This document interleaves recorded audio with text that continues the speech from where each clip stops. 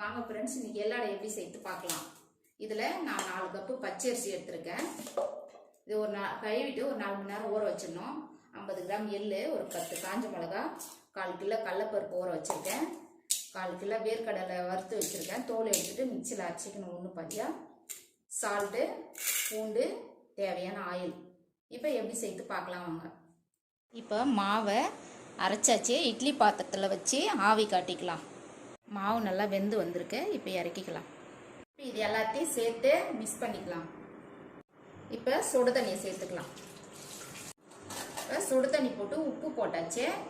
இப்போ காஞ்ச மிளகா அரைச்சதை இதில் சேர்த்துக்கலாம். வேர்க்கடலை பொடியை இதில் சேர்த்துக்கலாம். கடலைப்பருப்பு சேர்த்துக்கலாம். அடுத்தது பூண்டு. இப்போ மாவு சேர்த்துக்கலாம். அவ்வளோதான் ஃப்ரெண்ட்ஸ், மாவு ரெடி ஆச்சு. இப்போ உருண்டை பிடிச்சி வடை தட்டிக்கலாம். இப்போ உருண்டையை வச்சு பாமிக்கு எடுத்துக்கலாம்.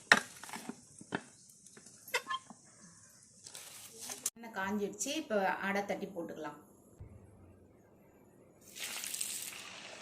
இப்போ வடை வெந்து வந்துடுச்சு, எடுத்துக்கலாம். அவ்வளோதான் ஃப்ரெண்ட்ஸ், எள்ளோட ரெடி ஆகிடுச்சு. நீங்களும் உங்கள் வீட்டில் செஞ்சு சாப்பிட்டு பார்த்துட்டு பிடிச்சிருந்தா லைக் பண்ணுங்கள், ஷேர் பண்ணுங்கள், கமெண்ட் பண்ணுங்கள் ஃப்ரெண்ட்ஸ்.